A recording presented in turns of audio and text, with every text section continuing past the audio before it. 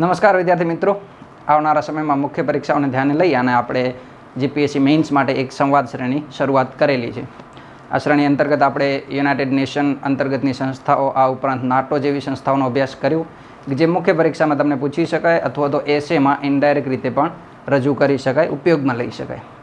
આવી જ એક મહત્ત્વપૂર્ણ અન્ય સંસ્થા જેના વિશે આજે આપણે ચર્ચા કરવાની છે તથા આ સંસ્થા પણ એટલી જ ચર્ચામાં છે. આ ઉપરાંત મુખ્ય પરીક્ષામાં પોલિટી અથવા તો કોઈ એસે જેને લઈ અને સંઘવાદને અનુરૂપ હોય કોઈ પણ એસે, એમાં તમે ઉપયોગ કરી શકશો. આ સંસ્થા કઈ છે, સંસ્થાનો ઉદ્દેશ શું છે, કઈ રીતે મેઇન્સમાં ઉપયોગમાં લઈ શકાય વગેરે જેવી બાબતોનો આપણે અભ્યાસ કરીશું. આજે આગળ વધીએ મિત્રો. તો આ સંસ્થા જે આજે આપણે ચર્ચામાં લેવા જઈ રહ્યા છીએ એ સંસ્થા છે મિત્રો ફાઇનાન્સ કમિશન. તમે સૌ જાણો છો કે એક બંધારણીય સંસ્થા છે ફાઇનાન્સ કમિશન. ફાઇનાન્સ કમિશનના ઉદ્દેશ્ય શું છે, કઈ વિવાદને લઈને મુદ્દામાં છે, કયા વિવાદોને કારણે એ ચર્ચામાં છે, એવા મુદ્દાઓનો પણ અભ્યાસ આજે કરવાનો છે. જોઈએ આગળ મિત્રો. તો બંધારણમાં મિત્રો ફાઇનાન્સ કમિશન વિશે કઈ બાબતોનો ઉલ્લેખ છે અથવા તો બંધારણના અનુસાર ફાઇનાન્સ કમિશનનું શું કાર્ય હોવું જોઈએ અથવા તો ફાઇનાન્સ કમિશનના શું ઉદ્દેશ્યો હોઈ શકે, એના વિશે એક સરળ સ્ટેટમેન્ટ આપણે ભણવા જઈ રહ્યા છીએ તથા આ સ્ટેટમેન્ટનો તમે પણ મુખ્ય પરીક્ષામાં ઉપયોગ કરી શકો. બંધારણ પ્રમાણે મિત્રો finance commission is the balancing will of the fiscal federalism in India. Finance commission is the balancing will મિત્રો. બેલેન્સિંગ વિલ એટલે કે કોઈ સંતુલનની વાત હશે તો કોનું સંતુલન કરે છે ફાઇનાન્સ કમિશન, કઈ બાબતોનું સંતુલન કરે છે, કઈ કઈ બોડી કે એકમો વચ્ચે સંતુલન કરે છે કે જેને ફિસ્કલ ફેડરલિઝમ, આ એક શબ્દ ખૂબ જ મહત્વપૂર્ણ છે, અથવા તો આ ફિસ્કલ ફેડરલિઝમ માટે જે ફાઇનાન્સ કમિશન છે એ સંતુલન કરે છે કઈ બે સંસ્થાઓ છે. તો જોઈએ, ફિસ્કલ ફેડરલિઝમનો સીધો મતલબ છે મિત્રો રાજકોષીય સંઘવાદ. ફિસ્કલ ફેડરલિઝમ એટલે કે રાજકોષીય સંઘવાદને લઈ અને બેલેન્સ કરે છે કયા બોડીની વચ્ચે, તો કેન્દ્ર અને રાજ્યો વચ્ચે સંતુલન કરે છે. આવું ભારતીય બંધારણનો ઉદ્દેશ છે કે ભારતીય બંધારણ પ્રમાણે જે ફાઇનાન્સ કમિશનની વ્યાખ્યા છે એ આ પ્રમાણે કંઈક થશે. તો તમે એસેના કોઈ પણ ઇન્ટ્રોડક્શન પાર્ટમાં આનો ઉપયોગ કરી શકો. જ્યારે રાજકોષ ઉપર કોઈ અથવા તો સંઘવાદ ઉપર કોઈ એસે લખતા હોય, લોકતંત્ર ઉપર કોઈ એસે લખતા હોય, કેન્દ્ર રાજ્યના જે સંબંધો છે એના ઉપર કોઈ એસે લખતા હોય તો તમે આ લાઇનનો ઉપયોગ કરી શકો મિત્રો. આગળ વધીએ છીએ. ઓકે, કયા પ્રકારની સંસ્થા છે એ પણ જોઈએ. તો બંધારણીય જોગવાઈઓ છે એટલે કે આ સંસ્થા જે એક બંધારણીય જોગવાઈ છે એટલે કે આ સંસ્થાનો ઉલ્લેખ બંધારણમાં હશે, એમની સંરચના બંધારણમાં હશે, એમના ઉદ્દેશ્યો, કાર્યો, એ બધું જે સંસ્થાની સંરચના છે એ પ્રકારનું બધું બંધારણમાં ઉલ્લેખિત હશે. જોઈએ તો અનુચ્છેદ 280માં આ સંસ્થાનો ઉલ્લેખ છે. તમે જાણો છો કેન્દ્ર રાજ્ય વચ્ચેના જે નાણાકીય સંબંધો છે એને અંતર્ગતનો એક ભાગ છે બંધારણનો ભાગ 12. એ ભાગ 12 અંતર્ગત આ આર્ટિકલ 280 છે, અનુચ્છેદ 280 છે, એમાં ફાઇનાન્સ કમિશનની જોગવાઈ કરવામાં આવેલી. કયા પ્રકારની સંસ્થા છે અથવા તો કયા પ્રકારની સત્તાઓ આ સંસ્થા ભોગવે છે પોતાના કાર્યો કે ઉદ્દેશ્યો પૂર્ણ કરવા માટે. કોઈ સંગઠન પાસે સત્તાઓ હશે તો એ કાર્યો કરશે. તો કયા પ્રકારની સત્તાઓ છે? અર્ધન્યાયિક સંસ્થા છે એટલે કે એની પાસે કોઈ સમન પાઠવવા અથવા તો કોઈ ડેટા મેળવવો કોઈ સંસ્થા પાસેથી, આ પ્રકારની સત્તાઓ આ સંસ્થા પાસે રહેલી છે. સિવિલ કોડ પ્રકારની જે સત્તાઓ છે એ સત્તાઓ ફાઇનાન્સ કમિશન પાસે રહેલી છે. અને જે કોડ ઓફ સિવિલ પ્રોસિજર 1908, આની જે જોગવાઈઓ છે કે આમાં જે પણ ઉલ્લેખિત સત્તાઓ છે આના અનુસાર જે છે એ અર્ધન્યાયિક સંસ્થા ફાઇનાન્સ કમિશન પોતાના કાર્યો કરશે. આગળ વધીએ.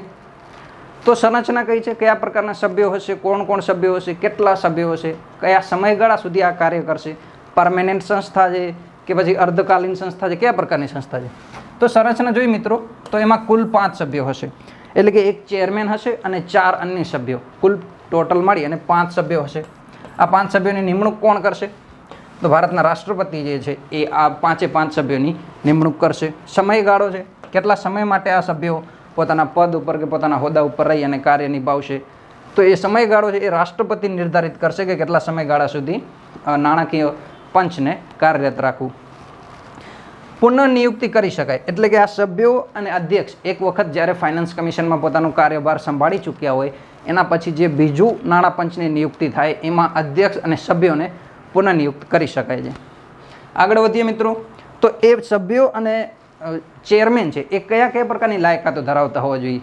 જેમ તમે જાણો છો મિત્રો કે અલગ અલગ પોસ્ટ છે જે પીએસસીની હોય કે તલાટીની હોય એમના માટે એજ્યુકેશન ક્વોલિફિકેશન રાખેલા હોય કે 10+2 ઉપર આધારિત છે આ એક્ઝામ અથવા તો ગ્રેજ્યુએશન ઉપર આધારિત છે. તો આ સભ્યો અને ચેરમેન છે એની લાયકાત કયા પ્રકારની હોવી જોઈએ? તો અધ્યક્ષ અને સભ્યોની જે લાયકાત છે એ નિર્ધારિત કરવાની સત્તા સંસદ પાસે છે મિત્રો, ધ્યાન રાખજો, સંસદ પાસે છે. રાષ્ટ્રપતિ કે પ્રધાનમંત્રી અને મંત્રીમંડળ પાસે આ સત્તા નથી.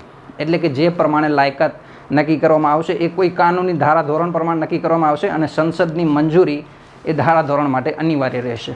તો આ પ્રકારની જોગવાઈ નાણાં પંચના સભ્યો અને ચેરમેન માટે કરવામાં આવશે. આગળ જોઈએ મિત્રો, તો આ સંસ્થાનું કામ શું છે, શું કાર્ય માટે આ સંસ્થાની સંરચના અથવા તો આ જોગવાઈ કરવામાં આવે છે, જોઈએ.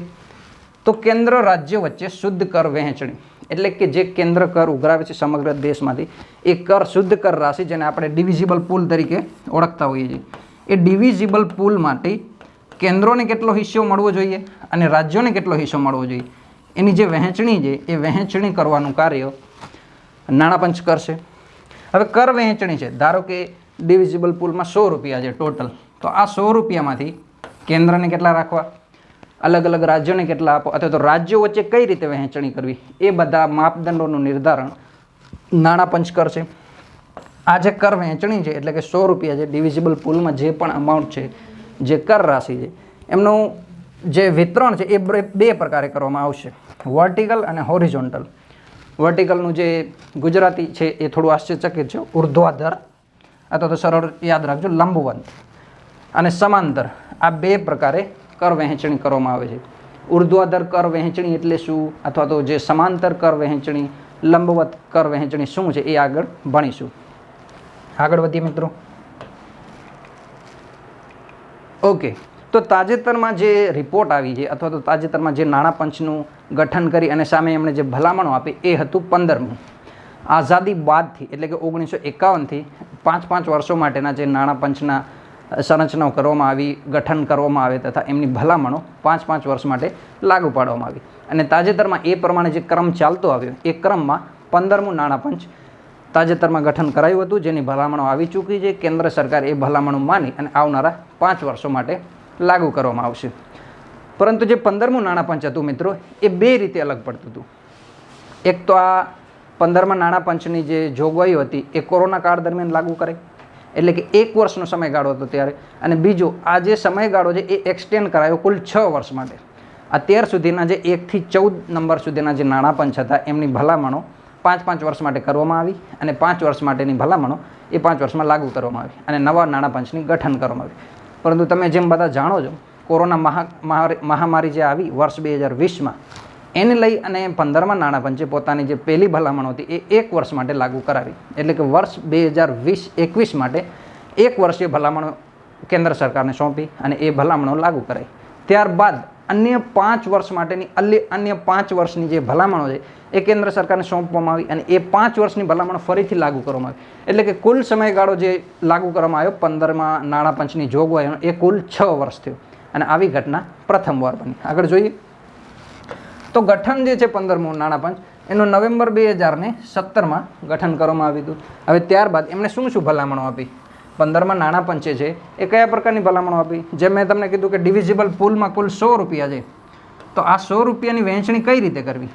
આ 100 રૂપિયામાંથી રાજ્યોને કેટલા રૂપિયા આપવા, કેન્દ્ર પાસે કેટલા રૂપિયા રાખવા, રાજ્યોમાં પણ અલગ અલગ રાજ્યો છે એને કેટલા રૂપિયા આપે, 28 રાજ્યો છે, આ 28 રાજ્યોમાં કોને વધારે રૂપિયા આપવા, કોને ઓછા રૂપિયા આપવા, રાજ્યો વચ્ચે જે વહેંચણી કરવી એના માપદંડ કયા રાખવા, કયા આધારોને લઈ અને રાજ્યોને નાણાં વિતરિત કરવા, આવા જે બધા નિર્ણયો છે, આવી બધી જે જોગવાઈઓ ગણતરીઓ કરે છે એ નાણાં પંચ કરે છે. જોઈએ તો શુદ્ધ કરના 41% રાજ્યો વચ્ચે વહેંચણી કરવામાં આવશે. મિત્રો મુખ્ય પરીક્ષા હોય કે પ્રિલિમ પરીક્ષા હોય, આ જે 41%નું જે ડિજિટ છે આ બહુ ખૂબ ઇમ્પોર્ટન્ટ છે, આનો ઉલ્લેખ જરૂરથી કરવો. ક્યાંય પણ નાણાં પંચ વિશેની જોગવાઈ લખતા હોય તો 41% ખાસ યાદ રાખવા. અને પ્રિલિમમાં પણ આ જોગવાઈ સીધી પૂછી શકાય. તો ડિવિઝિબલ પૂલમાંથી 41% રાશિ, એટલે કે ધારો કે ડિવિઝિબલ પૂલમાં 100 રૂપિયા છે, તો આ 100 રૂપિયામાંથી 2 ભાગ પાડવાના, એક 41 રૂપિયા અને એક 59 રૂપિયા. તો આ 59 રૂપિયા છે એ કેન્દ્ર રાખશે અને આ 41 રૂપિયા છે એ 41 રૂપિયા 28 રાજ્યો વચ્ચે વહેંચવાના.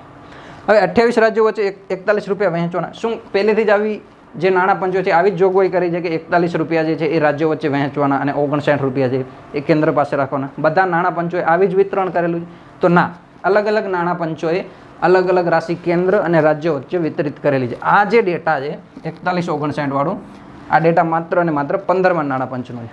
આગળનું જે નાણાપંચ હતું 14મું નાણાપંચ, એમણે વિતરણ કંઈક આ પ્રમાણે કર્યું 42.58નું, એટલે કે 42 રૂપિયા તમે રાજ્યો વચ્ચે વહેંચો અને 58 રૂપિયા જે છે એ કેન્દ્ર પાસે રાખો.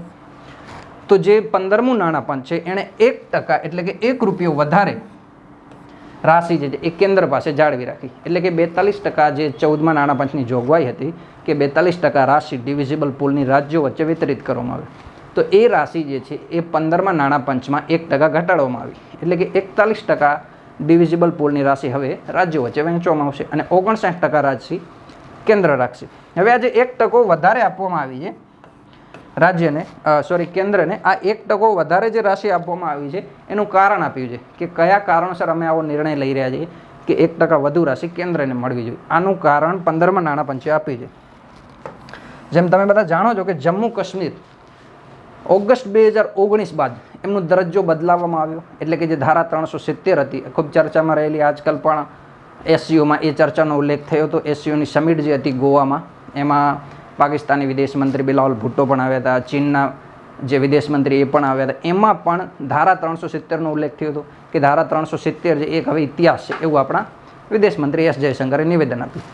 તો આજે જમ્મુ કાશ્મીરનો દરજ્જો છે 370 અંતર્ગત અલગ રાજ્યનો દરજ્જો મળતો હતો, એ દરજ્જો ઓગસ્ટ 2019થી દૂર કરવામાં આવે અને ત્યારબાદ જે છે એ જમ્મુ કાશ્મીર છે અલગ રાજ્યોની માફક એક સામાન્ય રાજ્ય તરીકે અથવા તો એમને જે 2 અલગ અલગ યુટીમાં ફેરવવામાં આવ્યા, એટલે કે યુનિયન ટેરેટરી કેન્દ્ર શાસિત પ્રદેશોમાં વિતરણ કરવામાં આવ્યું. જમ્મુ કાશ્મીર અને લદ્દાખ આ પ્રમાણેના 2 નવા જે યુટીસ છે એટલે કે કેન્દ્ર શાસિત પ્રદેશો આપણી સમક્ષ આવે છે. તો આ દરજ્જો બદલાયો એટલે કે રાજ્યમાંથી કેન્દ્ર શાસિત પ્રદેશોમાં વિભાજન કરવામાં આવ્યું. તો આ વિભાજન બાદ જમ્મુ કાશ્મીર અને લદ્દાખ આની જવાબદારી કેન્દ્ર શાસિત પ્રદેશોની જવાબદારી કેન્દ્ર ઉપર આવી. આ ઉપરાંત આંતરરાષ્ટ્રીય સુરક્ષા અને આંતરિક સુરક્ષાની દ્રષ્ટિ પર જમ્મુ કાશ્મીર વધુ સંવેદનશીલ છે. તમે જાણો છો લાઇન ઓફ એકચ્યુઅલ કંટ્રોલ છે, લદ્દાખમાં લાઇન એલઓસી છે, એલએસી છે, એકચ્યુઅલ કંટ્રોલવાળી ચાઇના સાથે લાઇન છે. આ બધા મુદ્દાઓ આંતરિક સુરક્ષાની દ્રષ્ટિએ ખૂબ સંવેદનશીલ છે અને આટલા માટે આજે 1% વધુ રાશિ છે એ કેન્દ્રને આપવામાં આવી કે જેથી આવા મુદ્દાઓનું સરળતાથી એ સમાધાન લાવી શકે. આગળ વધીએ મિત્રો. ઓકે, તો જે રાજ્યો વચ્ચે મેં તમને કીધું કે 41 રૂપિયાનું વિભાજન કરવામાં આવશે, 41 અને 59 આ પ્રમાણેનું વિભાજન 15મા નાણાપંચે સૂચવ્યું કે 41 રૂપિયા જે છે એ રાજ્યો વચ્ચે વિતરિત કરો અને 59 રૂપિયા છે કેન્દ્રને આપો. તો ઠીક છે, કેન્દ્રને 59 રૂપિયા આપો એમાં કોઈ વાદ વિવાદ નથી, 59 રૂપિયા કેન્દ્ર ચડાવશે. પણ આ 41 રૂપિયા છે, આ 41 રૂપિયાનું વિભાજન કરવાનું છે 28 રાજ્યો વચ્ચે. હવે આ 28 રાજ્યોને 41 રૂપિયા કયા સમપ્રમાણમાં આપવા? શું 41ના સરખે સરખા 28 ભાગ કરી નાખવાના અને બધાને સરખા રૂપિયા આપી દઈ આ પ્રમાણે વિભાજન કરવાનું, કે કોઈ અલગ પ્રકારના માપદંડો લઈ અને એને નિર્ધારિત કરી અને કોઈ રાજ્ય સાથે અન્યાય ના થાય? જેમ કે યુપીને જેટલા પૈસા મળે એટલા જ સિક્કિમને મળે એ રીતે વિભાજન કરવાનું, કે સિક્કિમની વસ્તી અને યુપીની વસ્તીમાં બહુ મોટું ડિફરન્સ છે, એના આધારે યુપીને થોડા વધુ પૈસા મળવા જોઈએ, સિક્કિમની જે લેન્ડ છે, લોકો છે, ઓછા છે, એ પ્રમાણે વિભાજન કરવાનું, કે પછી સરખા ભાગ કરી નાખવાનો 28? તો મિત્રો આજે 28 ભાગ કરવાના છે 41 રૂપિયામાંથી. એના અમુક માપદંડો નિર્ધારિત કરવામાં આવે અને આ માપદંડોને આધારે રાજ્યોમાં કેટલા પ્રમાણમાં એ માપદંડ યોગ્ય છે એના આધારે આ 41 રૂપિયાનું વિભાજન કરવામાં આવે. જો આ મુદ્દો થોડો સમજવામાં તમને ડિફિકલ્ટ લાગશે, પણ ધ્યાનથી સમજશો તો બહુ સરળતાથી અને ઇકોનોમિકના કેટલાક બેઝિક કન્સેપ્ટ છે એ તમારા અહીંયા ક્લિયર થશે, કે જે તમને મુખ્ય પરીક્ષામાં ખૂબ ઉપયોગી છે. મુખ્ય પરીક્ષામાં તમે જાણો છો મિત્રો કે બેઠું પૂછાય બુકમાંથી આવે સીધું એવી સંભાવનાઓ ખૂબ નહીવત છે.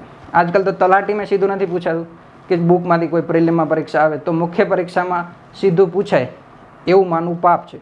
એટલા માટે જે 41 રૂપિયા છે એનું વિભાજન 28 રાજ્યોમાં કઈ રીતે કરવું, એના બેઝ કયા કયા રાખવા, એના માપદંડ કયા રાખવા, એ શાંતિથી સમજશો, તમને બહુ યુઝફુલ પણ થશે અને તમારો કોન્ફિડન્સ પણ બૂસ્ટ થશે. જોઈએ હવે આ છે 14મું નાણાપંચ અને આ છે 15મું નાણાપંચ. 14મા નાણાપંચે આટલા પેરામીટર લીધા કે અમે આટલા પેરામીટર ચેક કરશું બધા રાજ્યોમાં કે આ પેરામીટરમાં કોણ વધારે જરૂરિયાત છે, કોની જરૂરિયાત ઓછી છે.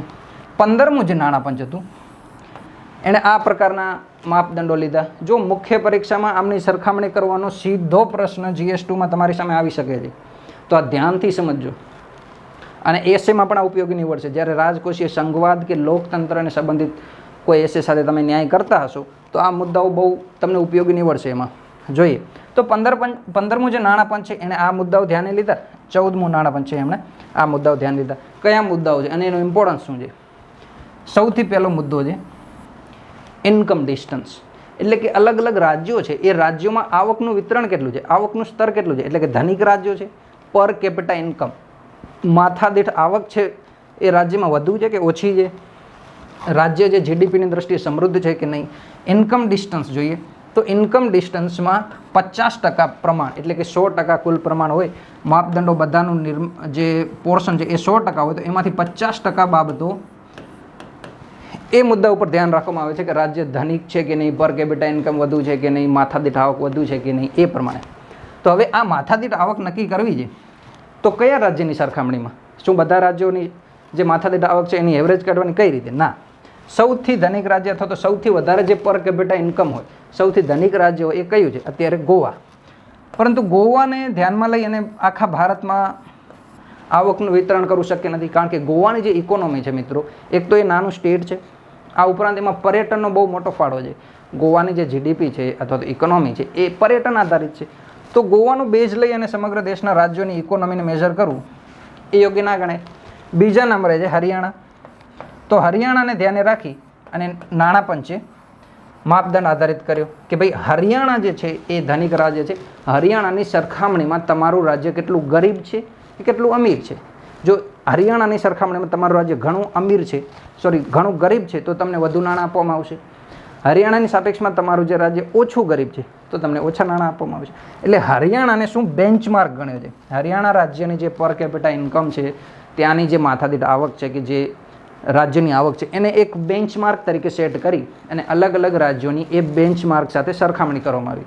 એ બેન્ચમાર્કથી વધુ ગરીબ રાજ્યોને વધુ નાણાં આપો, એ બેન્ચમાર્કની દ્રષ્ટિએ જે ઓછા ગરીબ છે એમને ઓછા નાણાં આપશે. તો આ 50% પોર્શન જે છે 14મા નાણાં પંચમાં એ રાજ્યોની આવકને આધારે નિર્ધારિત કરવામાં આવ્યું. અને 15મું જે નાણાં પંચ હતું એમાં 45% એમનો પોર્શન હતો. બીજું શું કરવામાં આવ્યું? આ તો એક પહેલો માપદંડ થયો 50%. બીજું ફોરેસ્ટ અને ઇકોલોજી. રાજ્યમાં જે છે એ પર્યાવરણ અથવા તો જંગલની દ્રષ્ટિએ કેટલું સંવેદનશીલ છે અથવા તો જંગલ હેઠળનો જે વિસ્તાર છે એ કેટલું વધુ છે એને આધાર માનવામાં આવે. આનું કારણ શું હોઈ શકે? તો તમે જાણો છો કે નોર્થ ઇસ્ટના સ્ટેટ છે, અરુણાચલ પ્રદેશ છે, મિઝોરમ છે, આ પ્રકારના રાજ્ય શું છે કે ત્યાં ખૂબ વિશાળ માત્રામાં વનસ્પતિ છે, જંગલ છે. હવે જે રાજ્યમાં જંગલોનું પ્રમાણ ખૂબ વધારે હશે એ રાજ્ય ઔદ્યોગિક પ્રમાણે ઓછા વિકસિત હશે. આ ઉપરાંત જંગલોનો નાશ કરી અને ત્યાં ઉદ્યોગો નહીં લગાવવામાં આવતા હોય, પર્યાવરણનું સંરક્ષણ કરવામાં આવતું હશે તો આવા પ્રયાસોને લીધે એમનો જે આર્થિક વિકાસ છે એ ઓછો થાય ઓબ્વિયસલી. તો આ આર્થિક વિકાસને જાળવવા માટે એવું પર્યાવરણનું સંરક્ષણ કરે છે. તો પર્યાવરણ સંરક્ષણને પ્રોત્સાહન મળશે કે જે રાજ્યોમાં વધુ વૃક્ષો વાવવામાં આવશે, એમનું આવરણ વધુ પર્યાવરણ સંરક્ષણ દ્રષ્ટિએ સુદૃઢ હશે, એમને વધારે નાણાં આપવામાં આવશે. એમને 7.5% જેટલું જે ભાર જે છે એ વધારે નાણાં આપવામાં આવશે, જે 100%માંથી 50% ઇન્કમ ડિસ્ટન્સને અને ફોરેસ્ટ અને ઇકોલોજી એમને 7.5% વેઇટેજ આપવામાં આવ્યું 14મા નાણાં પંચમાં. અને એ વેઇટેજ 15મા નાણાં પંચમાં 10% કરવામાં આવ્યું. આગળ વધીએ. બીજા કયા માપદંડો હતા? ત્રીજો માપદંડ હતો એરિયા, વિસ્તાર, કે તમારા રાજ્યનો વિસ્તાર કેટલો વધારે છે કે કેટલો ઓછો છે. હવે તમે મેઝરમેન્ટ કરશો તો રાજસ્થાનનો વિસ્તાર અને સિક્કિમનો વિસ્તાર બે અલગ છે. રાજસ્થાનની જે સમસ્યાઓ છે વિસ્તારને લઈને, ગરીબી, આ પ્રમાણે એ અલગ હશે. સિક્કિમની જે સમસ્યાઓ છે એ અલગ હશે. તો જેટલો વધુ વિસ્તાર હશે એટલા વધારે પ્રમાણમાં નાણાં મેળવવામાં આવશે. આ જે માપદંડ છે એનું વેઇટેજ હતું 15% 14મા નાણાં પંચમાં, જ્યારે એ વેઇટેજ 15મા નાણાં પંચમાં પણ સમાન રાખવામાં આવ્યું, 15% જ રાખવામાં આવ્યું. પોપ્યુલેશન. હવે આ બહુ વિવાદાસ્પદ અને સૌથી મહત્વપૂર્ણ મુદ્દો છે અને સૌથી મહત્વપૂર્ણ માપદંડ પણ છે. હવે એનું વેઇટેજ કેટલું રાખવું, કયા પ્રમાણે રાખવું, એમાં થોડા વિવાદો થયા. પોપ્યુલેશન એટલે કે તમારી વસ્તી કેટલી વધુ છે. જે લોકોની વસ્તી વધુ હશે એ રાજ્યોની જવાબદારી ઓબ્વિયસલી વધારે હશે. આપણું બંધારણ જે છે એ એક કલ્યાણકારી રાજ્યની વિભાવના રાખે છે. એટલે કે ભારત અને અન્ય રાજ્યો છે એમની જવાબદારી હશે કે એ પ્રાંતને કલ્યાણકારી રાજ્ય બનાવે. તો કલ્યાણકારી રાજ્ય બનવા માટે વસ્તીમાં જે છે સ્વાસ્થ્ય, શિક્ષા, પોષણ, આ પ્રમાણના માપદંડોની જે જોગવાઈ પૂરી પાડવાની હશે એ જવાબદારી રાજ્યોની વધશે. જે રાજ્યો પાસે વધુ વસ્તી હશે એમના કલ્યાણની જવાબદારીઓ એ રાજ્યની વધુ હશે. જેમ કે યુપી છે તો યુપીમાં સૌથી વધુ વસ્તી છે તો એમની જવાબદારી વધારે હશે. જ્યારે સિક્કિમ જેવા દેશો, ગોવા જેવા, માફ કરજો, સિક્કિમ અને ગોવા જેવા રાજ્યો છે એમની વસ્તી ઓછી છે તો ઓછા રાજ્યો પાસે એ જવાબદારી ઓછી હશે. તો આ માપદંડને વેઇટેજ આપવામાં આવ્યું હતું 27.5%. પણ હવે સવાલ એ છે કે આમાં કયા સમયની વસ્તી ગણવી, કયા સમયે કેટલી વસ્તી હતી એનો નિર્ધાર કરો. તો આ જે 27.5% છે એનું વેઇટેજ કંઈક આ પ્રમાણે કરાયું કે 17.5%, કુલ 27.5% છે ને એના 2 ભાગ કરવામાં આવે કે 17.5% જે ભાર જે છે એ અમે આપશું 1971ની વસ્તીને. એટલે કે 1971માં તમારી વસ્તી કેટલી હતી, અન્ય રાજ્યોમાં કેટલી વસ્તી હતી, એ વસ્તીના આધારે ભાર આપી અમે એનું વિતરણ કરશું. એ 17.5% જે છે એ વેઇટેજ આપશું. અને 10% વેઇટેજ અમે 2011માં જે રાજ્યની વસ્તી હતી એના આધારે, એટલે કે 2011માં જે રાજ્યોની વસ્તી વધુ હતી એમને વધુ નાણાં આપશું, 2011માં જે રાજ્યોની વસ્તી ઓછી હતી એ રાજ્યોને ઓછા નાણાં મળશે. આ પ્રમાણેની જોગવાઈ કરાવવામાં આવી પોપ્યુલેશન અંતર્ગત. પણ સામે પક્ષે એ સમસ્યા એક ઉદ્ભવી કે 15મા નાણાં પંચમાં આ પોપ્યુલેશનનું વેઇટેજ 15%, પહેલાં તો ઘટાડવામાં આવ્યું, અહીં 27.5 હતું એની જગ્યાએ 15%. પણ આ 15% વેઇટેજ માટે જે વસ્તી ધ્યાને લેવામાં આવી એ માત્ર ને માત્ર 2011માં ધ્યાનમાં જે વસ્તી હતી એને ધ્યાને રખાય. હવે આનાથી સમસ્યા શું થઈ? કેટલાક રાજ્યો 1971થી 2011 વચ્ચે, ખાસ કરીને જે દક્ષિણ રાજ્ય છે, એમણે એવા પ્રયાસો કર્યા કે ટોટલ ફર્ટિલિટી રેટ એટલે કે પ્રજનન દર છે એ ઘટાડવામાં આવે, વસ્તી નિયંત્રિત કરવામાં આવે, વસ્તી જે છે એ રાજ્યની જે વસ્તી વિસ્ફોટ થાય છે એ વધારે વસ્તી વધે છે એમાં નિયંત્રણ રાખવામાં આવે અને વધુ વસ્તી ન થવા દેવામાં. આવા પ્રયાસો કર્યા. વધુ વસ્તી ન થવામાં આવે, વધુ વસ્તી વધારવામાં ન આવે, એ રાજ્યની જીડીપી ઉપર પણ ભાર ઓછો રાખશે એ પ્રમાણેના પ્રયાસો થયા. તો જે રાજ્યોએ વસ્તી નિયંત્રણના પ્રયાસો કર્યા 1971થી 2011 વચ્ચે, તો વસ્તી નિયંત્રણના જેમણે પ્રયાસો કર્યા એમની વસ્તી 2011માં ઓછી હશે. અને જેમણે એવા પ્રયાસો નહીં કર્યા હોય, યુપી અને બિહાર જેવા રાજ્યો, એમની વસ્તી 1971થી 2011 વચ્ચે બહુ વિસ્ફોટક દરે વધી હશે. તો આનાથી શું થશે? હવે પોપ્યુલેશનમાં એક તો દક્ષિણના રાજ્યોએ વસ્તી ઘટાડવાના પ્રયાસો કર્યા, એ સારા પ્રયાસો હતા વસ્તી નિયંત્રણના. ભારત ઉપર જે સંસાધનો ઉપર દબાણ વધે છે એ દૃષ્ટિએ પણ એ પ્રયાસો સારા હતા. એ સારા પ્રયાસોના એમને અહીંયા નકારાત્મક ફળ મળ્યા કે 2011માં જેમની વસ્તી વધુ હશે એમને વધુ નાણાં મળશે. તો દક્ષિણના રાજ્યો આ બાબતથી પણ નારાજ છે કે એક તો તમે વસ્તી નિયંત્રણ કરવાના ઉદ્દેશ્યો રાખો છો અને વધુમાં એ જે નિયંત્રણો રાખવામાં આવે છે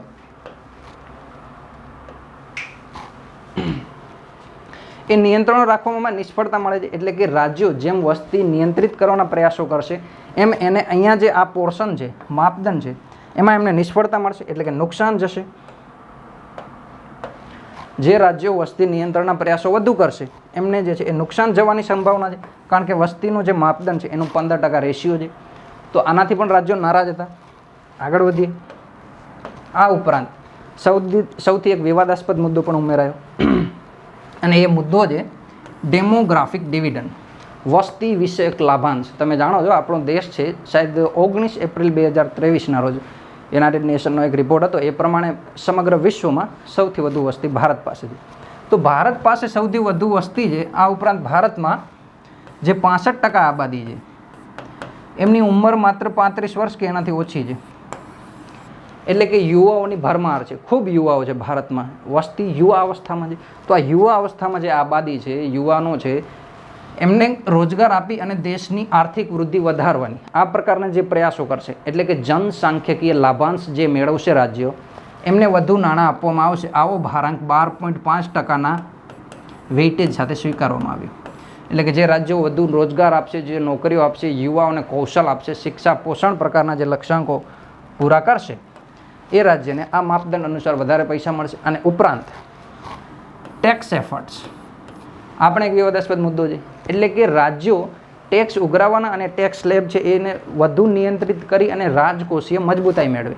એટલે કે વધુ અને વધુ લોકોને ટેક્સ સ્લેબ અંતર્ગત લાવવામાં આવે, અથવા તો જે કૃષિ છે એ વધારે ધનિક ખેડૂતો ઉપર કોઈ કૃષિ કર લગાડવામાં આવે, મ્યુનિસિપાલિટીના જે કરો છે એ ઉઘરાવવામાં વધુ ધ્યાન આપે. તો આવા જે પ્રયત્નો કરશે, જે તમે જાણો છો મ્યુનિસિપાલિટીના જે વોટર ટેક્સ હોય છે, લેન્ડ ટેક્સ હોય છે, આ પ્રકારના ટેક્સો ઉઘરાવવામાં જે રાજ્યો વધુ પ્રયાસો કરશે એમને 2.5%ના વેઇટેજ સાથે વધુ નાણાં આપવામાં આવશે.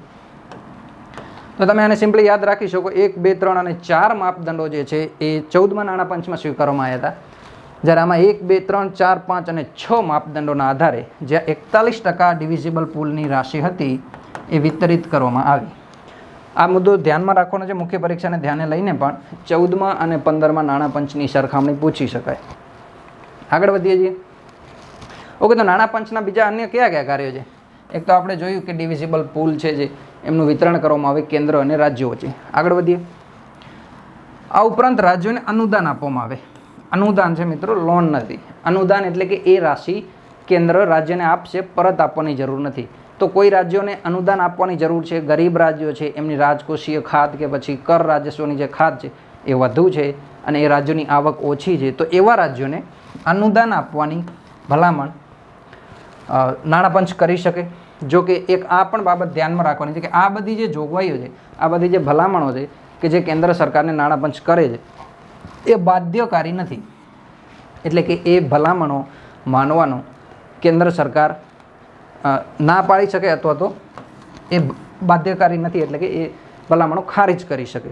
પરંતુ આ જો બાધ્યકારી નથી અને જો ખારિજ કરવામાં આવે તો એ કેન્દ્રએ એનો જવાબ આપવા પડે. સંસદ સમક્ષ અમુક જવાબો રજૂ કરવા પડે કે આ કારણોસર અમે આ ભલામણો માનવા માટે તૈયાર નથી અથવા તો યોગ્ય નથી આ ભલામણો. એ પ્રકારે બીજી કઈ ભલામણો આપે કે પંચાયતો અને નગરપાલિકાઓને જે સંસાધનો પૂરા પાડવાની જવાબદારી છે રાજ્ય સરકારની. રાજ્ય સરકારમાં પણ આ પ્રકારનું એક નાણાં પંચ હોય, જેમ કેન્દ્ર સ્તરે નાણાં પંચ છે આર્ટિકલ 280 અંતર્ગત. એ પ્રકારનું નાણાં પંચ એક રાજ્ય સ્તરે પણ હોય છે.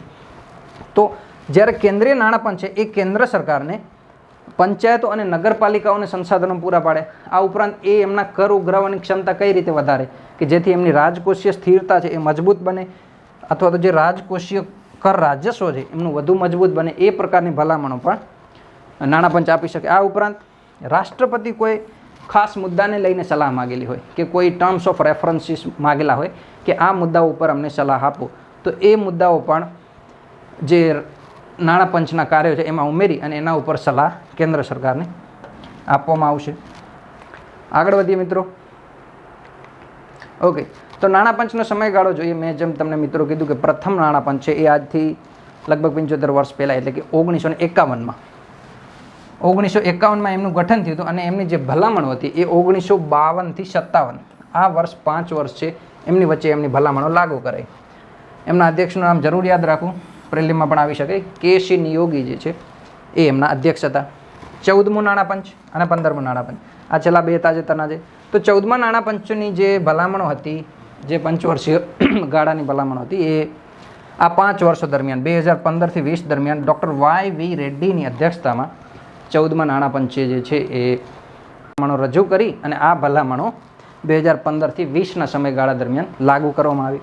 15મું નાણાં પંચ તાજેતરમાં જ છે, જે નંદકિશોર સિંઘ એટલે કે N.K. સિંઘની અધ્યક્ષતામાં ગઠન કરવામાં આવ્યું હતું. અને આ 15મા નાણાં પંચે પોતાની ભલામણો જે છે એ 2 સમયગાળા માટે રજૂ કરી. એટલે કે એમની જે ભલામણો જે છે એ કુલ 2 સમયગાળામાં અલગ અલગ લાગુ કરવામાં આવશે. મેં જેમ તમને અગાઉ પણ કીધું કે કોરોના કાળને લઈ અને પ્રથમ વખત એવું બન્યું કે કોઈ નાણાં પંચે તેમની ભલામણો 2 અલગ અલગ સમયગાળા માટે રજૂ કરી. પ્રથમ 1 વર્ષમાં આપી હતી કે 2020 થી 21 વચ્ચે કયા પ્રકારની ભલામણો રજૂ કરી અને કેન્દ્ર સરકાર એને લાગુ કરે. અને બીજી જે છે એ 5 વર્ષ માટે 2020-21 થી 25-26 આ જે 5 વર્ષનો સમયગાળો છે એ 5 વર્ષના સમયગાળા માટે જે 15મા નાણાં પંચની ભલામણો છે એ લાગુ કરવામાં આવશે. આગળ વધીએ મિત્રો. 15મા નાણાં પંચના સભ્યો કોણ હતા, એમના જે ચેરમેન એ કોણ હતા, એ પ્રકારના પ્રશ્નો પ્રિલિમમાં પણ આવી શકે છે મિત્રો. તો N.K. સિંઘ, નંદકિશોર સિંઘ એમના અધ્યક્ષ હતા. આ ઉપરાંત શક્તિકાંત દાસ, આ નામ તો લગભગ જે લોકો સ્પર્ધાત્મક પરીક્ષા સાથે નહીં જોડાયેલા હોય એમણે પણ સાંભળ્યું હશે, કારણ કે રેપો રેટ અને રિવર્સ રેપ હરેક 2 મહિને જે છે કરંટમાં રહેતા હોય છે. તો આ અત્યારે હાલમાં ભારતના RBIના ગવર્નર છે. આ ઉપરાંત રમેશ ચંદ જોઈ શકો છો, એ નીતિ આયોગના સભ્ય છે. આ ઉપરાંત અશોક લાહિરી કે જેઓ બંધન બેંકના ચેરમેન છે. આ ઉપરાંત અનુપ સિંઘ જે છે એ પણ કોઈ યુનિવર્સિટીના પ્રોફેસર છે. એટલે તમે જોઈ શકો છો કે નાણાં પંચમાં જે સભ્યો અને અધ્યક્ષ છે એમાં ડાયવર્સિટી કેટલી છે. અલગ અલગ ફિલ્ડના અલગ અલગ કાર્યક્ષેત્ર પર કાર્ય કરેલા અને અનુભવોથી જે યુક્ત છે એવા પ્રકારના જે અધ્યક્ષ અને એમના સભ્યોની નિમણૂક કરવામાં આવે છે કે જેથી સારામાં સારી એ ભલામણો કેન્દ્ર સરકારને આપી શકે. આગળ વધીએ તો જે પ્રમાણે આર્ટિકલ 280 અંતર્ગત કેન્દ્ર સ્તરે નાણાં પંચની રચના કરવામાં આવે છે એ જ પ્રમાણે રાજ્ય સ્તરે પણ એક નાણાં પંચની રચના કરવામાં આવે છે, જેમનો આર્ટિકલ ખાસ યાદ રાખો મિત્રો, પ્રિલિમ પરીક્ષાની દ્રષ્ટિએ પણ આ ઉપયોગી રહેશે. આર્ટિકલ છે 243I. હવે આ રાજ્ય સ્તરે જે નાણાં પંચની રચના થયેલી છે એમનું કાર્ય શું હશે? સ્વાભાવિક છે કે જેમ કેન્દ્ર સ્તરે નાણાં પંચ કેન્દ્ર અને રાજ્યો વચ્ચે જે ડિવિઝિબલ પૂલની કર રાશિ છે એમનું વિતરણ કરે છે, તો એ જ પ્રકારે જે રાજ્ય સ્તરે નાણાં પંચ હશે એ સંસાધનોનું વિતરણ જે છે એ આપણી સ્થાનીય નિકાયો છે, એટલે કે પંચાયતો અને નગરપાલિકાઓની જે અલગ અલગ બોડીઓ છે એ અને રાજ્ય સરકાર એમની વચ્ચે સંસાધનોની વિતરણ કરવા માટેની સલાહ આપશે. આ ઉપરાંત એમનું કાર્ય મેં જેમ તમને કીધું કે 73માં બંધારણીય સુધારો અને 74માં બંધારણીય સુધારા અંતર્ગત જે સંસ્થાઓ આવેલી છે, એટલે કે પંચાયતી રાજ સંસ્થાઓ અને જે શહેરી નિકાય સંસ્થાઓ છે એમને માટે સંસાધનોની નિયુક્તિ કરવાની, એમની નાણાકીય સ્થિતિની સમીક્ષા કરવાની, એટલે કે પંચાયત છે એમની નાણાકીય સ્થિતિ કેવી છે, તેઓ બરોબર કર ઉઘરાવે છે કે નહીં, અથવા તો ત્યાં કયા કયા હજી સુધારાની જરૂર છે, એ પ્રકારની સમીક્ષા કરવાનું કાર્ય રાજ્ય સ્તરે નાણાં પંચ કરશે. આગળ વધીએ. અને કયા કયા પ્રકારની ભલામણો કરી શકે નાણાં પંચ? તો જોઈએ સ્થાનીય નિકાયો, એટલે કે 73માં બંધારણીય સુધારો અને 74માં બંધારણીય સુધારા અંતર્ગત જે સંસ્થાઓની રચના કરવામાં આવી એમના માટે ગ્રાન્ટ આપવામાં આવે. ધારો કે એ સંસ્થાઓ છે એ યોગ્ય રાજકોષીય મજબૂતાઈ ન ધરાવતી હોય, એટલે કે એમને જે જરૂરી ખર્ચ છે એટલો એ કર ન ઉઘરાવી શકતી હોય, તો એ પ્રકારની સંસ્થાઓ માટે ગ્રાન્ટ એટલે કે અનુદાન આપવા. આ ઉપરાંત આપદા પ્રબંધન. તમે જાણો છો કે ભારત જે છે એ આબોહવા પરિવર્તનને લઈ અને ચરમમોસમી ઘટનાઓની દ્રષ્ટિએ ખૂબ સંવેદનશીલ છે. તાજેતરમાં IPCCનો પણ રિપોર્ટ આવ્યો હતો, એમનો જે બીજો રિપોર્ટ હતો એમાં ભારતને ખૂબ સંવેદનશીલ વિસ્તારમાં દર્શાવવામાં આવ્યું. તો ચરમમોસમી ઘટનાઓ જે છે એટલે કે દુષ્કાળ છે, લેન્ડસ્લાઇડ છે, અથવા તો જે કોઈ પૂર આવે એ પ્રકારની જે ઘટનાઓ બને છે એમના માટે આપદા પ્રબંધન, એટલે કે એનાથી જાનમાલની જે નુકસાની થાય છે, લોકોને બચાવવા માટે જે જરૂરી ખર્ચ છે એ પ્રકારના ખર્ચ માટે પણ ગ્રાન્ટ આપવાની સલાહ આપે છે અથવા તો જે ભલામણ આપે છે. બીજી ક્ષેત્ર વિશિષ્ટ ગ્રાન્ટ આપે, એટલે કે કોઈ એક ક્ષેત્ર માટે જરૂરી ગ્રાન્ટ છે, એટલે કે સ્વાસ્થ્ય. તો તમે જેમ બધા જાણો છો કે પ્રધાનમંત્રી જન આરોગ્ય યોજના હોય કે અન્ય કોઈ જન કલ્યાણકારી સંસ્થાઓ કે જે PHC ખોલવામાં આવે છે, પ્રાઇમરી હેલ્થ કેર સેન્ટર છે, આ પ્રકારના સ્વાસ્થ્યને લગતા જે પ્રોગ્રામ શરૂ કરવામાં આવે છે અથવા તો જે નાણાકીય જરૂર પડે છે રાજ્યોને, એના માટે પણ ક્ષેત્ર વિશિષ્ટ ગ્રાન્ટ આપવાની ભલામણ નાણાં પંચ કરશે. પૂર્વ પ્રાથમિક શિક્ષા, એટલે કે પ્રાથમિક શિક્ષા અગાઉ જે છે જરૂરી, જેમ કે બાલવાટિકા છે અથવા તો આંગણવાડી માટે જે જરૂરી ફંડની જરૂર પડે છે એ પ્રકારની શિક્ષા માટે પણ ગ્રાન્ટ આપવાની ભલામણ કરશે. આગળ વધીએ. ન્યાયપાલિકાની સંરચના છે, ડિજિટલાઇઝેશન છે અથવા તો ન્યાયપાલિકા માટે જે જરૂરી સંરચના, આ ઉપરાંત જે સ્ટ્રીમિંગ કરવામાં આવે છે, આ પ્રકારની જે અદ્યતન ટેકનોલોજીનો ઉપયોગ કરવાનો છે કે નાણાકીય સંરચના સુધારવા માટે જે ખર્ચ કરવામાં આવે છે એ પ્રકારની ક્ષેત્ર વિશિષ્ટ ગ્રાન્ટ પણ આપવાની ભલામણ કરશે. Rural connectivity. આ કનેક્ટિવિટીમાં જેમ કે કોઈ યોજના હોય, પ્રધાનમંત્રી ગ્રામ સડક યોજના, કે જ્યાં રાજ્યો વચ્ચે અને જે અલગ અલગ ગામડાઓ છે એમની વચ્ચે બારમાસી રોડનું નિર્માણ કરવાનું હોય. ઉપરાંત આ કનેક્ટિવિટીમાં સંચાર કનેક્ટિવિટી, એટલે કે ડિજિટલાઇઝેશન કરવાનું રાજ્યના અલગ અલગ ગામડાઓનું, રેલવે ઇન્ફ્રાસ્ટ્રક્ચર સુધારવાનું, સ્ટેટિસ્ટિક્સ જે છે એનું અન્વેષણ વધુ નજીકતાથી અથવા તો ડીપલી કરવાનું, પ્રધાનમંત્રી આવાસ યોજના છે, પ્રધાનમંત્રી આવાસ યોજના, આ પ્રકારની યોજનાઓનું સચોટ અમલીકરણ કરવામાં આવે અને એમના ઉદ્દેશ્યો પાર કરવા માટે જે જરૂરી ગ્રાન્ટ છે. કુપોષણ મુદ્દો ભારતમાં સૌથી હંમેશા ચર્ચામાં રહેલો છે અને આજે રહેલો છે. ભારત આઝાદ થયું ત્યારે પણ ભારત સામે ખાદ્ય સુરક્ષાની સમસ્યાઓ હતી અને આજે પણ કુપોષણની સમસ્યાઓ ખાદ્ય સુરક્ષાની દ્રષ્ટિએ તો નથી, બટ ન્યુટ્રિશનલ સિક્યુરિટી ભારતમાં નથી. એટલે કે કઈ પ્રકારે? તાજેતરમાં એક રિપોર્ટ આવ્યો હતો, નેશનલ ફેમિલી હેલ્થ સર્વે 5. આ નેશનલ ફેમિલી હેલ્થ સર્વે 5 વર્ષ 2019થી 21 વચ્ચેના ડેટાને આધારે રજૂ કરવામાં આવ્યું. જો મિત્રો આ પ્રકારના જે ડેટા છે, હેલ્થ સર્વે આવે છે, એ કેન્દ્ર સરકારના ડેટા હોય છે, એટલે એ ખાસ યાદ રાખવા. અને આ ડેટામાં જે જોગવાઈ છે અથવા તો ડેટાએ જે રજૂ કરેલું છે એ તમે મુખ્ય પરીક્ષામાં યુઝ કરશો તો તમને ખૂબ બેનિફિટ રહેશે. હવે કુપોષણને તમે જ્યારે કોઈ કુપોષણને લઈને મુદ્દાને કોઈ ડીલ કરતા હોય તો આ રિપોર્ટ તમને કઈ રીતે યુઝફુલ છે? નેશનલ ફેમિલી હેલ્થ સર્વે 2019-21 આ મુદ્દો તમને કુપોષણના મુદ્દાને કઈ રીતે ડીલ કરશે? હવે આ નેશનલ ફેમિલી હેલ્થ સર્વે 5માં એવું કીધેલું છે કે 5 વર્ષથી નાના જે બાળકો છે એમાં 35.5 બાળકો સ્ટન્ટિંગ એક સમસ્યા છે મિત્રો. આ ઉપરાંત વેસ્ટિંગ અને અંડર નરિશમેન્ટ અથવા તો અંડર વેઇટ, જે ઓછું વજન ધરાવતા બાળકો હોય, પોતાની ઊંચાઈની દ્રષ્ટિએ ઓછું વજન ધરાવતા હોય, પોતાની ઉંમરની દ્રષ્ટિએ ઓછી હાઇટ ધરાવતા હોય, હાઇટની દ્રષ્ટિએ ઓછું વજન ધરાવતા, આ પ્રકારની જે ટર્મિનોલોજી છે એમાં યુઝ કરવામાં આવે છે સ્ટન્ટિંગ, વેસ્ટિંગ અને અંડરવેઇટ. આ પ્રકારની સમસ્યાઓ એટલે કે 35% જે બાળકો છે 0 થી 5 વર્ષના એ સ્ટન્ટિંગની સમસ્યાથી પીડિત છે, 19% બાળકો વેસ્ટિંગ જેવી સમસ્યાથી, અને 32% જે બાળકો છે એ અંડરવેઇટ એટલે કે એમનું પ્રમાણમાં જરૂરી વજન નથી. આ પ્રકારની સમસ્યાઓથી ગ્રસ્ત છે. હવે તમે નિર્ધારિત કરી શકો આના ઉપરથી કે જો 35% બાળકો સ્ટન્ટિંગ, 19% બાળકો વેસ્ટિંગ અને 32% જેટલા બાળકો અંડરવેઇટની સમસ્યાનો સામનો કરતા હોય તો આ બાળકો ભવિષ્યમાં ભારતની યુવા પેઢી છે, અને યુવા પેઢીમાં આ બાળકો ન તો જરૂરી શિક્ષા, સ્વાસ્થ્ય કે પોષણ મેળવશે એટલે કે ઉપયોગી યુવા સંસાધન સાબિત નહીં થાય, તો ભારતનો જે ડેમોગ્રાફિક ડિવિડન્ડના લક્ષ્યાંકો છે એ પૂરા નહીં કરી શકે, સસ્ટેનેબલ ડેવલપમેન્ટ ગોલ જે છે એ પૂરા નહીં કરી શકે. તો આ પ્રકારની સમસ્યાઓ જે છે એ દૂર કરવા માટે, કુપોષણના જે સમસ્યાઓ છે એ દૂર કરવા માટે કોઈ ખાસ ગ્રાન્ટ આપવાની ભલામણ પણ નાણાં પંચ કરી શકે.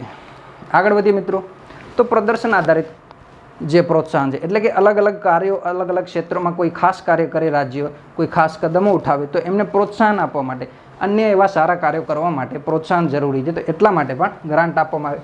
કૃષિ સુધાર, સિંચાઈ સુવિધાઓ વધારે, અથવા તો જે છે એ શહેરમાં કોઈ ખેડૂત હોય તો એ કૃષિ માટે જે જરૂરી સંસાધનો છે અથવા તો જે સાધનો છે, કૃષિ માટે ટ્રેક્ટર છે, એ પ્રકારની સુવિધાઓ જે છે રાજ્ય સરકાર અપાવે, અથવા તો સહકારી કૃષિ બાબતે કોઈ અન્ય ખાસ કદમો ઉઠાવે.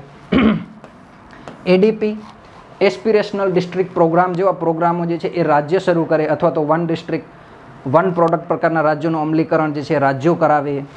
આ ઉપરાંત પાવર સેક્ટર રિફોર્મ્સ, આ પાવર સેક્ટર રિફોર્મ્સ બાબતે એક અન્ય પ્રશ્ન પણ પૂછી શકાય.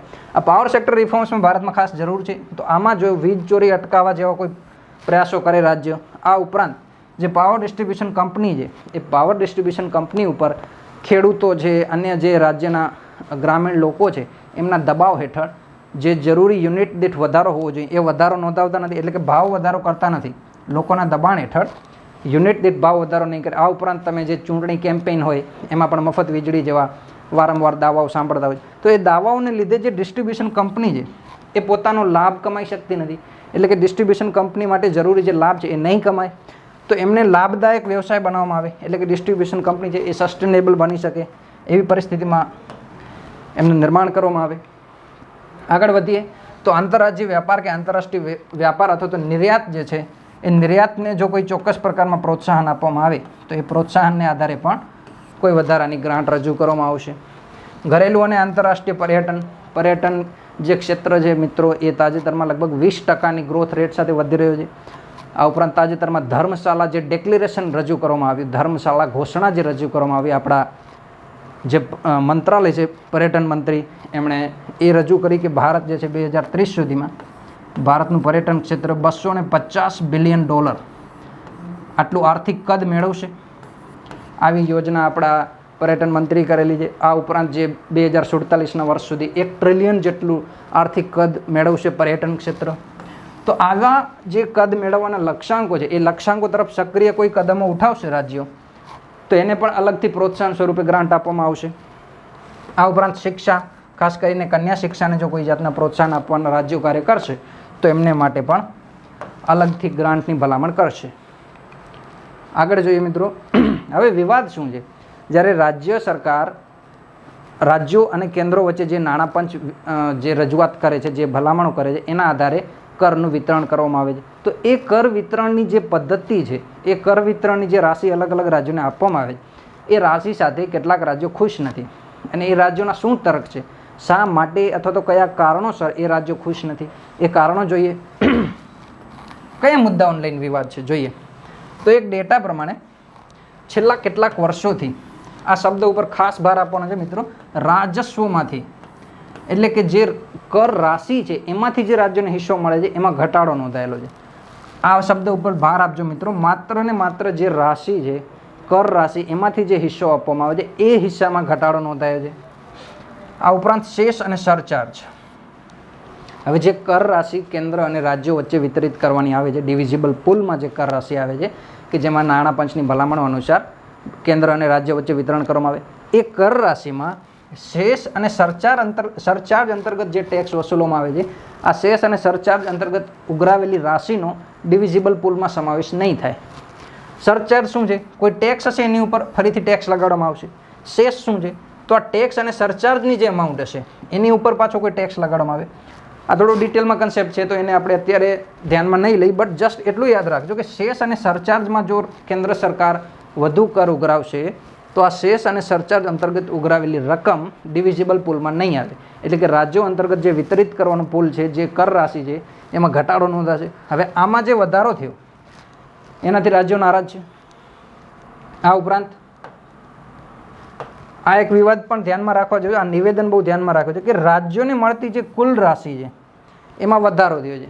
હવે અહીંયા શબ્દ છે કુલ રાશિ અને અહીંયા શબ્દ છે રાજસ્વમાંથી. તો રાજસ્વમાંથી રાજ્યોને જે હિસ્સો મળે છે એમાં તો ઘટાડો નોંધાયેલો છે, પણ કેન્દ્ર તરફથી રાજ્યોને મળતી જે કુલ રાશિ છે એમાં વધારો થયો છે. તો કુલ રાશિ છે એનો મતલબ એ છે કે રાજસ્વ અંતર્ગત જે રાશિ મળે છે એના ઉપરાંત પણ અન્ય સ્ત્રોતો અથવા તો અલગ રીતે જે છે એ કેન્દ્ર રાજ્યોને રાશિ આપતું હશે. એ કયા કયા સ્ત્રોતો છે કે કઈ કઈ જોગવાઈઓને આધારે કેન્દ્ર રાજ્યોને રાશિ આપે છે? માત્ર રાજસ્વમાંથી જે મળતી આવક છે એમાં જ ઘટાડો નોંધાયેલો છે, કુલ રાશિમાં વધારો થયેલો છે. કઈ રીતે? હવે રાજ્યોને જે રાશિ મળે છે કેન્દ્ર તરફથી, કુલ રાશિની જે વાત કરી, એ કુલ રાશિમાં કયા કયા સ્ત્રોતો હોય? તો સૌથી પહેલો તો જે નાણાં પંચે ભલામણ કરી એ કરમાં મળતો હિસ્સો, કે જે આપણે અહીંયા વાત કરી કે જે રાજસ્વમાંથી રાજ્યોને મળતો હિસ્સો છે એ કરમાં મળતો હિસ્સો માત્ર એક કુલ રાશિનો એક ભાગ છે. બીજા, કેન્દ્ર પ્રાયોજિત યોજનાઓ, સેન્ટ્રલી સ્પોન્સર સ્કીમ, જેમ કે સ્વચ્છ ભારત મિશન, સ્વચ્છ ભારત મિશન 2.0, આ પ્રકારની જે યોજનાઓ છે, આ યોજનાઓનું અમલીકરણ કરવા માટે કેન્દ્ર રાજ્યોને અલગથી રાશિ આપે છે. તો આ રાશિ અંતર્ગત, આ યોજનાઓ અંતર્ગત પણ રાજ્યોને રાશિ મળશે. આ ઉપરાંત કરમાંથી મળતી રાશિ ઉપરાંત અનુદાનમાં પણ રાશિ મળશે. આપણે હમણાં જ જોયું કે કોઈ પ્રોત્સાહન અંતર્ગત રાશિ આપવામાં આવશે, અથવા તો રાજ્યોની જે રાજસ્વ ખાધ છે એની ભરતી કરવા માટે પણ રાજ્યો અલગથી અનુદાન રાશિ આપશે. તો આ પ્રકારની જે અનુદાન મળતા હોય એના અંતર્ગત રાશિ મળે, કરમાં હિસ્સો મળે, કેન્દ્ર પ્રાયોજિત યોજનાઓનું જે અમલીકરણ કરવાનું છે એના અંતર્ગત કેટલાક નાણાં આપવામાં આવશે. આ ઉપરાંત રાજ્યો કેન્દ્ર પાસેથી ઋણ પણ લઈ શકે. કોઈ રાજ્યની જરૂરિયાત હોય વધારે કેપેક્સ કરવાની કે અથવા તો કેપિટલ એક્સપેન્ડિચર વધારવાની, પોતાના રાજ્યમાં જે છે એ નવા પરિવહન તંત્રો વિકસાવવાની જરૂર હોય તો એવા રાજ્યો કેન્દ્ર પાસેથી સીધું ઋણ લઈ શકે છે. આ ઉપરાંત આ એક બાબત નોંધવાની છે, આ જે રાજ્યો કેન્દ્ર પાસેથી ઋણ લે છે એ સિવાય અન્ય કોઈ સંસ્થાઓ, આરબીઆઈ કે પછી અન્ય બહારની કોઈ વિદેશી ઋણ અથવા તો કોઈ પ્રકારનું બાહ્ય ઋણ જ્યારે લે છે, આર્ટિકલ 293 અંતર્ગત કેન્દ્ર સરકાર સિવાય કોઈ અન્ય સંસ્થાઓ પાસેથી જ્યારે ઋણ લે છે તો એ ઋણ લીધા પહેલાં કેન્દ્રની પરવાનગી લેવી અનિવાર્ય છે. કેન્દ્રની જાણ વગર રાજ્યો કોઈ બાહ્ય ઋણ ન સ્વીકારી શકે, આવી જોગવાઈ છે આર્ટિકલ 293માં. તો આ ખાસ યાદ રાખવું. તો 4 સ્ત્રોતો છે મિત્રો. કરમાં રાશિ મળશે, કેન્દ્ર પ્રાયોજિત યોજનાઓ અંતર્ગત રાશિ મળશે, અનુદાનમાં રાશિ મળશે, ઋણ અંતર્ગત રાશિ મળશે. તો આ 4નો જો સરવાળો કરવામાં આવે તો એ સરવાળા અંતર્ગત કુલ રાશિ જે મળતી હતી એ રાશિમાં હવે વધારો નોંધાયો છે. માત્ર જે કરમાં હિસ્સો મળતો હતો એ રાશિમાં ઘટાડો નોંધાયેલો છે. હવે રાજ્યોમાં બીજી કઈ વાત લઈને અસંતોષ છે?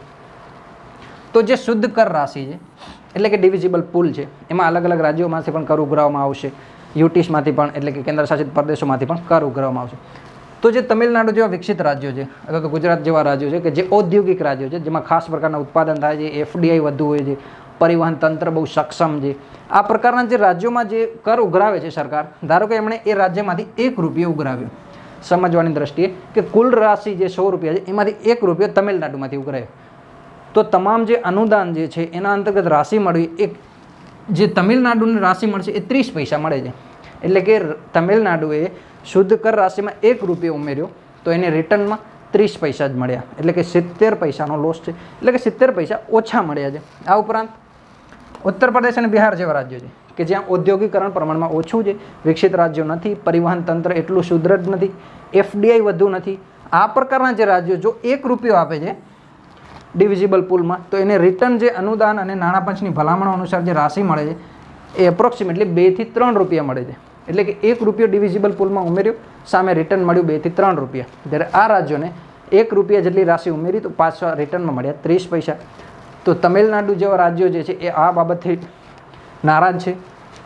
આ ઉપરાંત 15મા નાણાં પંચે જે વર્ટિકલ ડિવોલ્યુશન ઉપરાંત જે હોરિઝોન્ટલ ડિવોલ્યુશન કર્યું, એટલે કે 41% જે રાશિ હતી એ 41% રાશિને અલગ અલગ 28 રાજ્યો વચ્ચે વિતરિત કરી. તો એમાં જે માપદંડો સ્વીકાર્યા એ માપદંડોમાંથી એક હતી વસ્તી, પોપ્યુલેશન. હવે આ વસ્તી અંતર્ગત 14મા નાણાં પંચે 1971ની વસ્તીને ધ્યાન લીધી હતી 17.5% ભાર સાથે, જ્યારે 15મા નાણાં પંચે માત્ર ને માત્ર 2011ની જે વસ્તી છે એ ધ્યાનમાં લીધી. આથી દક્ષિણના રાજ્યો છે કે જે વસ્તી નિયંત્રણમાં ખૂબ સારા પ્રયાસો કરે છે, એ રાજ્યો 1971થી લઈ અને 2011 સુધી જે વસ્તીમાં ઘટાડો કર્યો છે અથવા તો વસ્તી નિયંત્રણ કરવાના જે પ્રયાસો કર્યા છે, એ પ્રયાસોને લીધે એમની વસ્તી આજે ઓછી હશે. જ્યારે યુપી બિહાર જેવા જે ઉચ્ચ પ્રજનન દર ધરાવતા રાજ્યો છે એમની વસ્તી વધુ હશે, તો એમના જે વસ્તી નિયંત્રણના પ્રયાસો છે એમનું અહીંયા નકારાત્મક પરિણામ આવશે. તો 1971ના સેન્સસને આધારે 2011નું લીધું, એનાથી જે દક્ષિણના રાજ્યો છે કે જેણે વસ્તી નિયંત્રણના પ્રયાસો કર્યા એમને નુકસાન ગયું છે. તો આ બાબત પણ ધ્યાને લેવાની છે. આ બાબતથી પણ રાજ્યો છે એ નારાજ છે. એક તો શુદ્ધ કર રાશિમાં ઓછા નાણાં, ઉપરાંત વસ્તી નિયંત્રણના નુકસાનદાયક લાભ, નુકસાનદાયક જે આયામો સામે આવ્યા. સકારાત્મક બાબતો શું છે? તો જોઈએ ગેરકર હસ્તાંતરણ, એટલે કે તમે અત્યારે હાલમાં જોયું કે આ કરમાં મળતો હિસ્સો હતો એ માત્ર એક ભાગ છે, એના ઉપરાંત પણ આ 3 બાબતો હતી. તો જે ગેરકર હસ્તાંતરણ બાબત છે એમાં 15.7%નો વધારો નોંધાયો છે, એટલે કે કેન્દ્ર વડે રાજ્યોને મળતી જે રાશિ છે એમાં વધારો નોંધાયેલો છે. આ ઉપરાંત બજેટ 2022-23માં એક ખાસ સ્કીમ લોન્ચ કરવામાં આવી હતી, જે જૂની સ્કીમ હતી પણ એનું 1 વર્ષ માટે વિસ્તરણ કરવામાં આવ્યું કે 50 વર્ષ માટે કોઈ રાજ્યોએ લોન લેવાની હોય કે જે લોનનું પૂંજીગત રોકાણ કરાય, કેપિટલ એક્સપેન્ડિચર કરે, તો એ પ્રકારની લોન 50 વર્ષો માટે વ્યાજ મુક્ત આપવામાં આવશે. આજથી 50 વર્ષ સુધી એ લોન ચૂકવવાની નથી, 50 વર્ષે ચૂકવવાની છે, અને એ લોનનું કોઈ પણ જાતનું વ્યાજ નહીં ઉઘરાવવામાં આવે. તો આ પ્રકારની જે એક સ્કીમ હતી એનું 1 વર્ષ માટે વિસ્તરણ કરવામાં આવ્યું. આ ઉપરાંત પૂંજીગત રોકાણ છે. પૂંજીગત રોકાણ એટલે કે એવા એસેટમાં રોકાણ કરવું, એવી સંપત્તિઓમાં રોકાણ કરવું કે જે સંપત્તિઓ ખુદ રાજ્યોને કંઈ અનુદાન આપે. જેમ કે કોઈ બિલ્ડિંગ બનાવશે રાજ્ય સરકાર, તો એ રાજ્ય સરકાર જે બિલ્ડિંગ બનાવશે એ બિલ્ડિંગમાં હંમેશા આવક આવશે રાજ્યને, ભાડે આપશે. અથવા તો રોડ બનાવશે તો રોડ ઉપર જે પરિવહન થશે એમનો ટેક્સ મળશે. એટલે એવી સંપત્તિઓનું નિર્માણ કરવું કે જે ખુદ સંપત્તિ રાજ્યોને આવક આપે. આ પ્રકારનું જે રોકાણ છે એ પૂંજીગત રોકાણ છે. તો પૂંજીગત રોકાણમાં વધારો થયો છે, અને જે આ સ્કીમ છે 50 વર્ષની એનું પણ 1 વર્ષ માટે વિસ્તરણ કરવામાં આવ્યું છે. આગળ વધીએ મિત્રો, તો કન્ક્લુઝનમાં એટલું લખી શકાય કે જે નાણાં પંચના કાર્યો છે એના થકી જે આપણા દેશમાં રાજ્યો વચ્ચે જે અસમાનતાઓ છે, નાણાકીય અસમાનતાઓ છે, અમીરી ગરીબીની જે ખાઈ છે એમાં ઘટાડો થશે, અને સસ્ટેનેબલ ડેવલપમેન્ટ ગોલ જે છે, રિડ્યુસ ઇનઇક્વાલિટીનો જે લક્ષ્યાંક છે એ ભારત પ્રાપ્ત કરી શકશે. તો મિત્રો, આ હતી નાણાં પંચની ચર્ચાઓ. આશા છે કે તમને પસંદ આવી હશે. આ ઉપરાંત સારી એક ચર્ચાનો જે લાભ તમને મુખ્ય પરીક્ષામાં જરૂર મળશે. તો આવી જ પ્રકારની ચર્ચાઓને જોવા માટે જોડાયેલા રહો વર્લ્ડ ઇનબોક્સ એકેડેમીના ડિજિટલ પ્લેટફોર્મ સાથે. Thank you. જય હિન્દ.